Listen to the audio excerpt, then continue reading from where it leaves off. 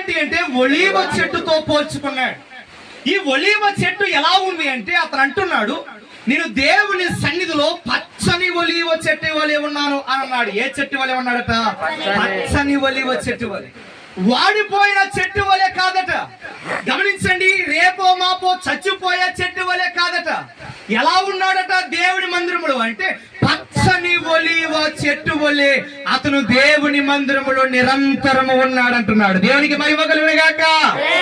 దేవుని సన్నిధిలోకి వచ్చిన మనము కూడా దేవుని సన్నిధిలో పచ్చని వారిగా ఉండాలి. అంటే ఏంటో తెలుసా?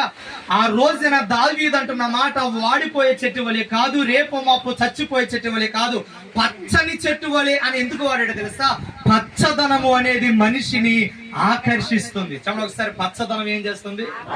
మనిషిని ఆకర్షిస్తుంది. ఆ రోజున దావీదు భక్తుడు తన్ను తాను చెట్టుతో పోల్చుకుంటూ మాట్లాడిన మాట ఏంటంటే, నేను పచ్చని ఒలీవ చెట్టు వలె ఉన్నాను అని అన్నాడు. ఈ రోజున అంశం ఏమిటంటే, ఒలీవ చెట్టుకున్నటువంటి లక్షణాలు మీ ముందు పెడతాను. దీని ముందు మనం తెలుసుకోవాల్సిన విషయం ఏమిటంటే, దావీదు ఎందుకని ఒలీవ చెట్టుతోనే పోల్చుకున్నాడు? ఈ లోకములో, ఈ ప్రపంచంలో, ఈ భూమి మీద చాలా రకాలైనటువంటి చెట్టులు ఉన్నాయి. అవునంటారా కాదంటారా?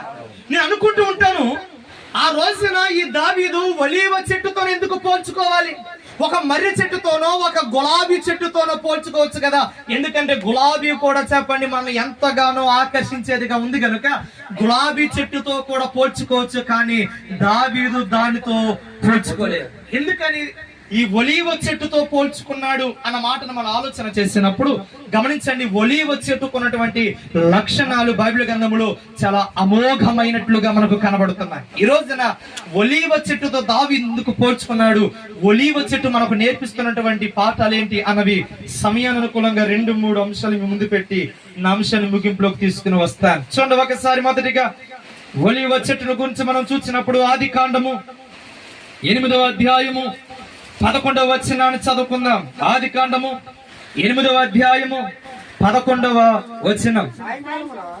సాయంకాలమున అది అతని యొద్దకు వచ్చినప్పుడు త్రుంచబడిన ఒలీవ చెట్టు ఆకు దాని నోటన ఉండెను. చాలందరూ పైకి తిరిగి చూడాలి. ఇక్కడ ఒక మాట మనకు కనబడుతుంది, పావురపు యొక్క నోటనట ఒలీవ చెట్టు ఆకు ఉందట. చెప్పండి ఒకసారి, ఏ చెట్టు ఆకుంది? ఒలీవ చెట్టు ఆకు. గమనించండి, ఈ సందర్భం ఏంటి అని మనం ఆలోచన చేస్తూ ఉన్నప్పుడు, నోవాహు తన జీవిత కాల క్రమములో